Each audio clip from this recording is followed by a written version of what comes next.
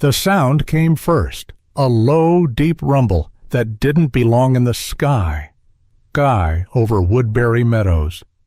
Then came the wind. Tarps flapped, dust rose, rusted lawn chairs toppled as the rotor blades sliced the air above the old trailer park like some giant wasps. Every door creaked open. Heads peeked out. People emerged, shielding their eyes from the swirl of grit. In the middle of it all, a man stood still. Walter Briggs didn't move, just stood in front of his trailer, one hand resting on the screen door, the other stained black with engine oil. His work shirt clung to his shoulders with sweat, and a smear of grease ran down his forearm. He squinted up into the chaos. The helicopter, sleek and black, hovered for a moment, then slowly descended onto the clearing between two rows of aging trailers. Its landing skids sank slightly into the dry dirt. Engines whined down. Silence fell, heavy and wide. Everyone watched. Walter didn't speak, didn't ask what was happening, just stood there, brow furrowed, as a woman stepped out of the cabin in heels that didn't belong anywhere near a place like this. But that's not where this story begins. Just yesterday, it was quiet, same as every day before it. Walter had been up since 5:30, like always. The heater in the trailer was out again, and the chill came through the thin walls like it had permission. He wrapped an extra blanket around Lily before he left her sleeping and stepped outside, breath fogging the morning air. The lot was already awake, coffee boiling on portable stoves, someone cursing at a stuck truck hood down the lane. He nodded at a few neighbors, but didn't stop to talk. His old Chevy repair van coughed to life after the third try. He loaded in the box of tools, some older than Lily, and checked the list of calls for the day, scribbled in pencil on the back of a torn cereal box. It wasn't much, but it would keep food on the table. By 8, he was elbows deep in the underbelly of a stalled sedan off Route 9. He worked fast, efficient, hands sure. No wasted movement, no complaint. That's how Walter was. He hadn't always lived like this. Once he wore clean-collared shirts, carried a badge with the word lead engineer embossed in metal. But that was before the dispute, before the lawyers, before the world decided that the patent wasn't his after all. Now he fixed cars for $20 an hour and hoped no one remembered his name. Lily was the only one who still believed in him. She was 9. Big brown eyes, smart, quieter than most kids. She read library books under the blanket and saved her favorite crackers to share. She never complained when the lights flickered or the fridge hummed too loud. She just hugged him when he came home and asked about his day like he'd been someplace important. That night, after dinner, canned soup again, Lily pulled out a worn notebook from the drawer. "Dad," she said, "you always fix things better than the manual says." He looked up from the sink, drying his hands. "Do I?" She nodded. "You should write it all down." He walked over, took the notebook, flipped to a half-filled page. Diagrams, notes, ideas for small modifications no one cared about. Walter smiled, closed the book gently. "Maybe one day, Lil," and he placed it back in the drawer, next to a flashlight and a jar of old screws. The next morning came like any other, quiet, cold, and working. Walter had just finished replacing a timing belt behind the auto parts store and was packing up his socket set when he heard the sound, a sharp, aggressive engine growl, then the sudden squeal of brakes. A silver BMW jerked to a stop near the curb. The door slammed before the engine even cut off. "Hey!" a voice barked. Walter turned, fingers still stained with the last job, the rag slung over his shoulder. The man coming toward him wore a navy polo tucked into khakis that looked like they'd never bent for anything. His jaw was tight, and his keys jangled angrily in his grip. "You remember this car?" the man said, gesturing to the BMW. Walter nodded once. "You had the battery issue last week." The man scoffed. "Battery? That was the least of it. Now the whole dashboard lights up like a Christmas tree. Ever since you touched it, nothing's been right." Walter didn't speak. He stepped forward slowly, eyeing the vehicle. "I didn't change anything in the..." he started. "Oh, save it," the man snapped. "You work out of a trailer. That should have told me all I needed to know." A couple of people had stopped to watch. Someone leaned against their truck, arms crossed. Another sipped coffee from a styrofoam cup, eyes on the scene. "I paid you," the man continued, louder now, voice rising like he wanted an audience. "Paid you good money, and you gave me back a mess. You think because you're cheap I should expect less? It wasn't even the battery, was it? You just guessed. Thought I wouldn't notice." Walter's hands tightened around the rag. He didn't raise his voice, didn't defend himself, just took the sting straight on. "I'll take it to a real garage this time," the man said, stepping back toward his car. "Somewhere they actually know what they're doing." He paused, one foot inside the door. "I don't understand how someone like you still gets to touch people's cars." Then he was gone. The BMW roared off, throwing a bit of gravel behind it. Walter stood there a moment. The lot fell quiet again. No one said a word. He bent down, slowly, and began gathering his tools. One socket had rolled under the van. He reached for it, his knees creaking as he crouched. The rag in his hand had fallen to the ground. He picked it up, folded it once. Someone across the lot muttered, "That's what you get trusting trailer trash with a luxury car." He didn't look up. He finished packing, closed the back of the van, then stood beside it, eyes fixed on the rust patch near the handle. For a long while he didn't move, just stood there, oil-streaked hands still, like he was waiting for something to pass that never would. Then, quietly, he exhaled through his nose, the kind of breath you take when there's nothing left to say, and he drove away. That night, Walter didn't eat much. He sat by the sink, rubbing a dark streak from his knuckles that wouldn't quite come off. The rag lay on the counter, still folded, still clean. Somewhere across the lot, someone played a radio too loud. He didn't mind the noise. Silence was worse. It was Lily who saw the ad first. She was sitting cross-legged on the floor with a stack of old newspapers when she found it. A small boxed notice from Edison Transit Systems. They were opening a new facility just outside town, looking for experienced engineers, especially ones with a background in electric vehicle components. She held it up. "Dad, this sounds like you." Walter took the page, read it slowly. The words didn't excite him. They tightened something in his chest. "You should try," she said. "Maybe they won't look into, you know." He gave a quiet smile. "Maybe." The next day he sat at the small fold-out table in the trailer and filled out the online form. It took him nearly an hour. His resume was patched together from a dozen versions. He left off the dates that didn't help him. He listed experience but skipped over the company that sued him. His finger hovered over the button. He knew how these things usually ended, but still, he clicked. Nothing happened for 2 days. Then came the email. Just one line. "Thank you for your application. After review, we've determined you are not suitable for this position." No call, no questions. Just a door closing, quiet and final. Just that. Walter closed the laptop, sat still for a long time. The fan above the stove ticked softly. The light flickered once. Outside, a dog barked. Lily came in, hopeful. Did they reply? He turned to her, managing a smile that didn't reach his eyes. "Yeah, I don't think that job's right for me." She looked at him for a second too long, then nodded. "Okay." That night, dinner was boxed macaroni. Lily hummed as she stirred in the powdered cheese. She didn't ask again. Walter sat at the end of the table with the notebook open in front of him. The page was half filled with sketches, ideas he'd had months ago. A new cooling unit layout for older hybrid models. A way to isolate battery overheating without tearing apart the dashboard. None of it mattered.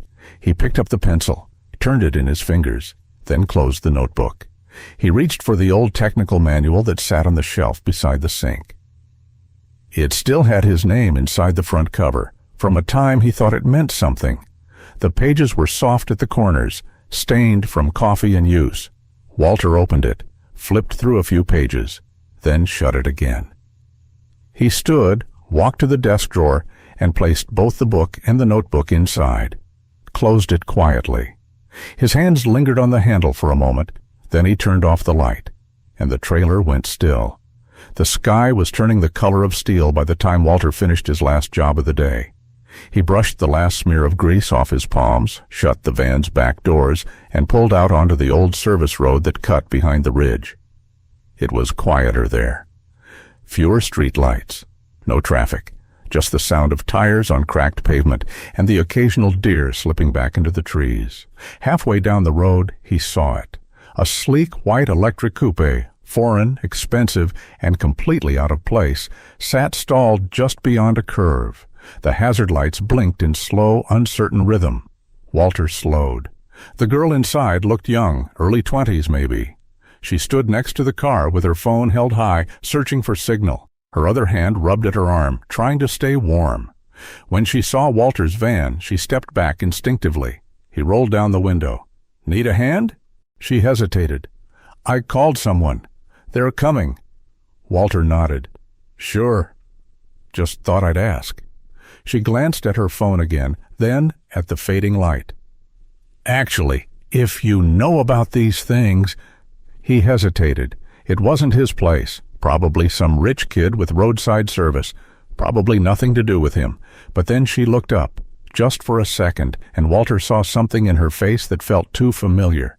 He pulled off the road. No small talk, no questions. He opened the hood and crouched, flashlight between his teeth. The system was newer than anything he usually worked on, but he recognized the architecture, barely different from designs he'd once helped sketch.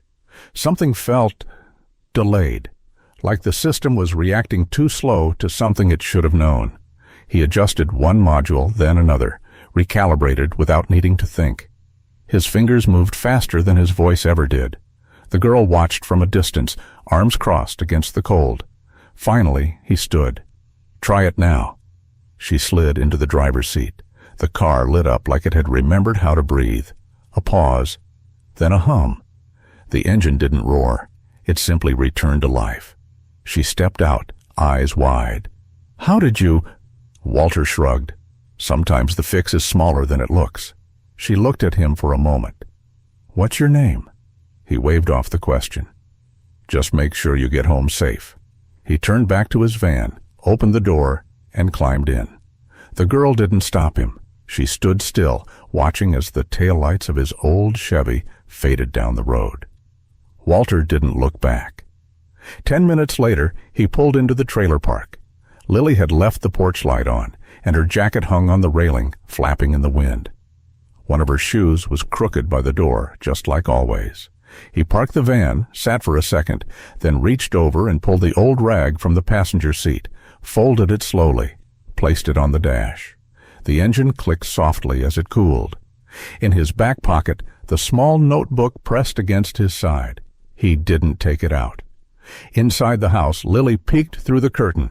Her face lit up. She opened the door before he knocked. Walter smiled, hung his coat, kissed her forehead, never mentioned the girl or the car. He just washed his hands under warm water, dried them quietly, and turned off the kitchen light. A week passed. The road where Walter had pulled over to help the stranded girl was now just another stretch of cracked asphalt.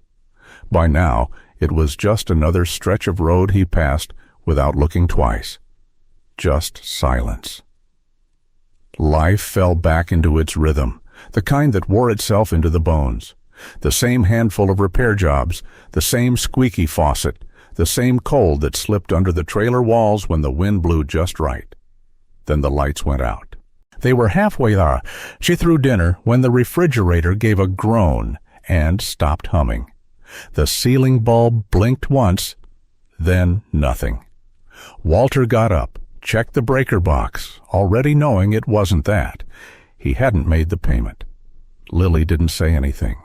She quietly got up, opened a drawer, and pulled out 2 stubby candles.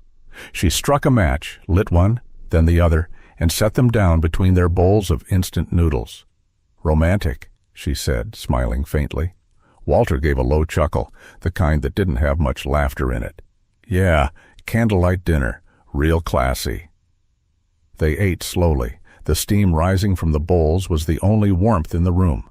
Later, as Lily brushed her teeth by flashlight, she held out a folded paper. This was in the library. Walter took it.